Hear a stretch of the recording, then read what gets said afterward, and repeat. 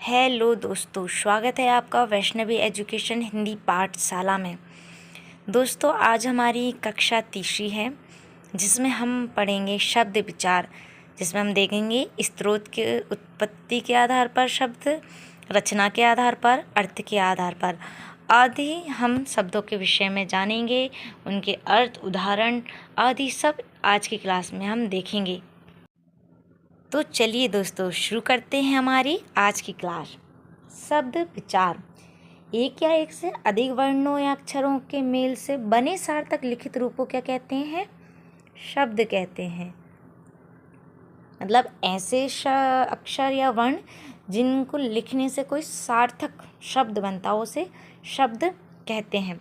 शब्दों का वर्गीकरण देखें तो हम शब्द को मुख्य 4 रूप से बांटा गया है। कितने रूप से बांटा गया है? 4 रूप से बांटा गया है, जिसमें हम पहला देखेंगे प्रयोग के आधार पर, जिसके अंतर्गत 2 स्थितियां हम देखेंगे।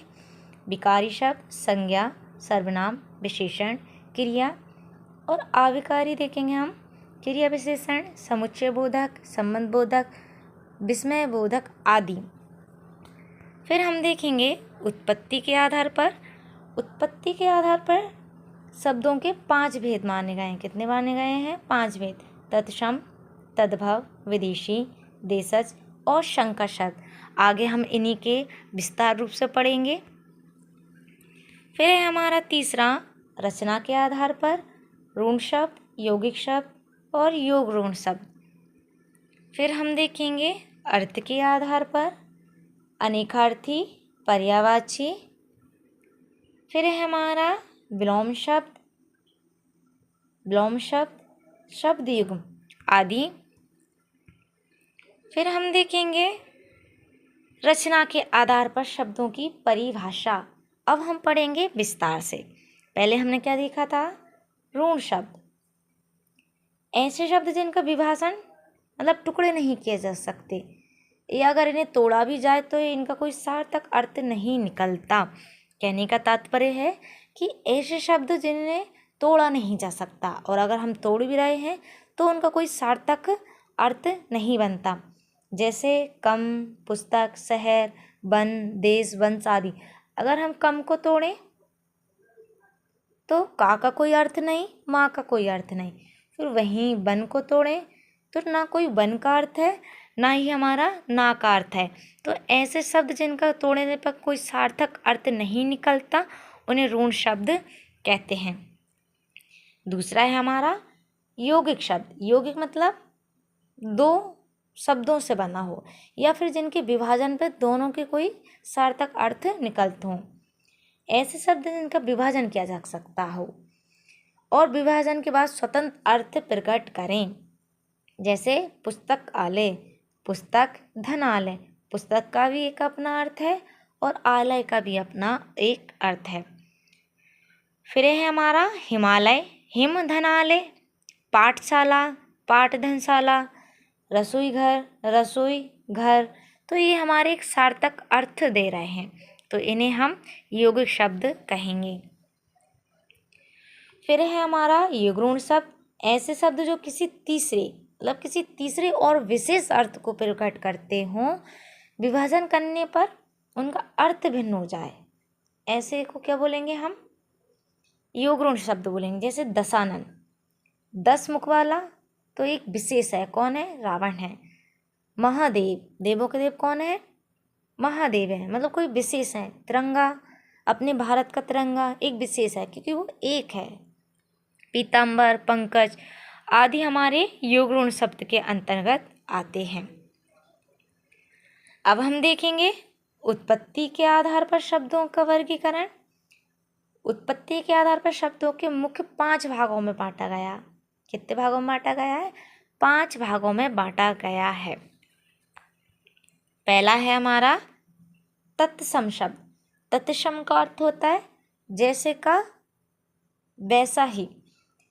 हिंदी के ऐसे शब्द जो संस्कृत से ज्यों के त्यों लिए गए हों और वर्तमान समय में भी उसी रूप में प्रयोग किए जा रहे हैं, उन्हें क्या कहते हैं? तत्सम। कहने का तात्पर्य है कि संस्कृत में जो शब्द जैसे प्रयोग में लिए जाते थे वर्तमान समय में भी हिंदी में वैसे के वैसे ही प्रयोग में लिए जाते हैं। उदाहरण देखें तो पितरी, मित्र, नेत्र, कश्चित, वायु, अग्नि, जल आदि हमारे संस्कृत शब्द हैं, लेकिन आज हम हिंदी में भी उन्हें ज्यों का त्यों ही प्रयोग में लेते हैं। अब दूसरा है हमारा तद्भव शब्द। ऐसे शब्द जिनका विकास संस्कृत के शब्दों में परिवर्तन मतलब समय के साथ बदलाव हुआ है, उन्हें तद्भव शब्द कहते हैं। कहने का तात्पर्य है कि संस्कृत में जो शब्द हैं परंतु धीरे धीरे समय के साथ उनमें जो बदलाव हुआ है उसे तद्भव शब्द कहते हैं। भ्राता भाई बन गया, ग्राम गांव, अक्षी आँख, सर्प को सांप, मृत्यु को मौत और मयूर को मोर। तो ये जो समय के साथ बदलाव हुआ है शब्दों में, तो उनको हम तद्भव शब्द कहेंगे। तीसरा हमारा है देशज शब्द। ऐसे शब्द जिनका जन्म देश स्थानीय बोलियों में हुआ हो परंतु उनकी उत्पत्ति के बारे में कोई सटीक जानकारी नहीं होती, उन्हें देशज शब्द कहते हैं। समझा जाए तो ऐसे शब्द जो देसी मतलब देसी भाषा में या फिर अपने ग्रामीण एरिया में शब्द बोले जाते हैं, लेकिन उनका कोई सटीक उत्पत्ति का पता नहीं, जानकारी नहीं कि वो उनकी उत्पत्ति कहाँ और कब कैसे हुई। जैसे जूता, थैला, लोटा, लुटिया, पगड़ी, डिबिया आदि देसी शब्द हैं जो देश में उत्पन्न हुए हैं परंतु उनकी उत्पत्ति का कोई जानकारी नहीं है, तो इन्हें ऐसे को हम देशज शब्द कहेंगे। विदेशज शब्द जिन्हें आगत शब्द कहते हैं। आगत शब्द का अर्थ होता है आया हुआ। ऐसे शब्द जिनका जन्म विदेशी भाषा में हुआ हो और वे हिंदी में अपना लिए गए हों, उन्हें आगत शब्द कहते हैं, मतलब आए हुए। अगर मुख्य भाषाएं देखें तो अरबी, फारसी, तुर्की, पुर्तगाली, अंग्रेजी आदि हमारी भाषाएं हैं जिनके शब्द जैसे डॉक्टर, कैंची, चश्मा, स्कूल, कानून, तौलिया आदि, तो ये विदेशी भाषा के शब्द हैं जिन्हें हिंदी में हमने अपना लिया गया है। फिर है हमारा पांचवा संकर शब्द। वे शब्द जो दो अलग भाषाओं के शब्दों से मिलकर बने हों, उन्हें क्या कहेंगे? संकर शब्द कहेंगे। मतलब दो भाषाएं हैं अलग अलग जिनके मेल से एक शब्द बना। जैसे रेल, गाड़ी, तो रेल अंग्रेजी शब्द है, गाड़ी हिंदी शब्द है। चिड़िया, घर, चिड़िया हिंदी शब्द है और घर देखें तो क्षेत्रीय भाषा का शब्द है। राजमहल, राज हमारा संस्कृत शब्द है और महल हमारा फारसी शब्द है। टिकट, घर, टिकट हमारा अंग्रेजी भाषा का शब्द है और घर हमारा हिंदी भाषा का शब्द है। तो जहाँ दो अलग अलग भाषाओं से शब्द बना हो उन्हें हम संकर शब्द कहेंगे। अब हम देखेंगे प्रयोग के आधार पर शब्दों का वर्गीकरण। अगर हम देखा जाए तो प्रयोग के आधार पर शब्दों को दो भागों में बांटा गया है। कितने भागों में बांटा गया है? दो भागों में बांटा गया है। पहला विकारी। विकारी का तात्पर्य है जिन शब्दों के रूप में लिंग, वचन, कारक, काल के कारण परिवर्तन आ जाता है उन्हें विकारी शब्द कहते हैं। ये 4 प्रकार के होते हैं। कहने का तात्पर्य है जैसे कि संज्ञा, लड़का, लड़के, तो ये वाक्य के हिसाब से, वचन के हिसाब से इनमें जो परिवर्तन हो रहा है, मतलब विकार, विकार मतलब एक विकार उत्पन्न हो रहा है, परिवर्तन उत्पन्न हो रहा है, तो ऐसे शब्दों को हम विकारी शब्द कहेंगे। सर्वनाम संबंधी परिवर्तन, विशेषण संबंधी परिवर्तन, क्रिया संबंधी परिवर्तन, पढ़ता है, पढ़ती है, पढ़ते हैं आदि हमारे विकारी शब्द के अंतर्गत आते हैं। दूसरा हम देख, अब अविकारी शब्द हमारे क्या हैं? जिन शब्दों के रूप में किसी स्थिति में कोई परिवर्तन नहीं होता। इनके भी 4 प्रकार हैं। मतलब ऐसे शब्द जिनमें न वचन, न लिंग, न किसी भी क्रिया के कारण कोई परिवर्तन नहीं होता, उन्हें हम अविकारी शब्द कहते हैं। जैसे क्रिया विशेषण, धीरे धीरे, तो राम धीरे धीरे जाता है, बच्चे धीरे धीरे जाते हैं, गीता धीरे धीरे जाती है। तो धीरे धीरे शब्द में किसी तरह का कोई परिवर्तन नहीं है। समुच्चय बोधक में देखें तो जैसे, और, किंतु। संबंध बोधक में जैसे, के पास, ऊपर, के बिना, विस्मयबोधि में वाह, हाय, अरे, तो हाय राम, अरे, तो इनमें किसी भी वचन, क्रिया, संज्ञा आदि से परिवर्तन नहीं है। तो जिन परिवर्तन नहीं है उन्हें हम अविकारी शब्द कहेंगे। अर्थ के आधार पर हम शब्दों का वर्गीकरण देखें तो अर्थ की दृष्टि से शब्दों के निम्न भेद हैं। पहला है पर्यायवाची। पर्यायवाची का अर्थ होता है एक के अलग अलग, जैसे कि अर्थ एक हो लेकिन शब्द अलग अलग इस्तेमाल किए जाएं। वे शब्द जिनका अर्थ समान होता है लेकिन लिखने में अलग अलग होते हैं। उदाहरण देखेंगे आकाश। आकाश के पर्यायवाची देखें तो गगन, नभ, अंबर, तो आदि पर्यायवाची हैं, मतलब अर्थ तो एक देंगे लेकिन लिखने में अलग अलग लिखे जाएंगे। तो जो लिखने में अलग अलग लिखे जाएं ऐसे शब्दों को हम पर्यायवाची शब्द कहते हैं। दूसरा हम देखेंगे विलोम। विलोम का अर्थ होता है उल्टा।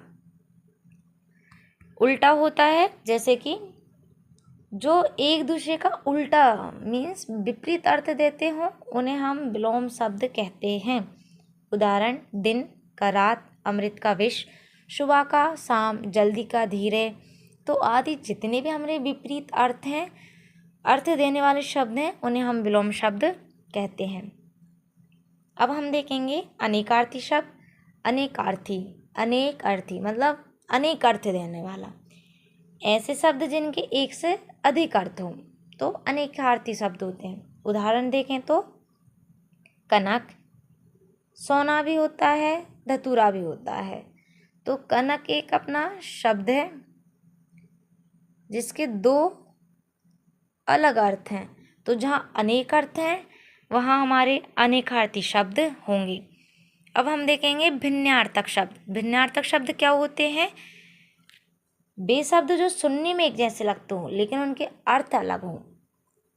कहने का तात्पर्य है कि किसी ने कोई शब्द बोला तो हमें सुनने में तो समान लग रहा है परंतु उनका अर्थ अलग है। जैसे अनल बोला किसी ने तो अनिल आग है, अब सुनाई हमें अनिल दिया तो जिसका अर्थ हवा होता है। सुनने में जहाँ अर्थ भिन्न हो जाए वहाँ हमारा भिन्नार्थक शब्द होते हैं। अब हम देखेंगे वाक्यांश के लिए एक शब्द। जहाँ एक वाक्य के लिए कोई एक शब्द इस्तेमाल किया जाए और उस शब्द से उस वाक्य का पूरा सार्थक अर्थ निकल आए। जब अनेक शब्द के स्थान पर एक सार्थक शब्द प्रयोग किया जाए तो वहाँ वाक्यांश के लिए एक शब्द। जैसे उदाहरण जिसकी कभी मृत्यु ना हो तो अमर। अब ये एक संपूर्ण वाक्य है परंतु हम जहाँ एक शब्द इस्तेमाल कर रहे हैं तो ये वाक्यांश के लिए एक शब्द। तो चलिए दोस्तों, ये रही हमारी आज की क्लास। अगर आप इसकी PDF चाहते हैं तो हमारे टेलीग्राम ग्रुप से जुड़िए जिसकी लिंक डिस्क्रिप्शन में दी गई है। और रोजीना टॉपिक वाइज पढ़ने के लिए हमारे चैनल को सब्सक्राइब कीजिए और वीडियो को लाइक और शेयर कीजिए। धन्यवाद।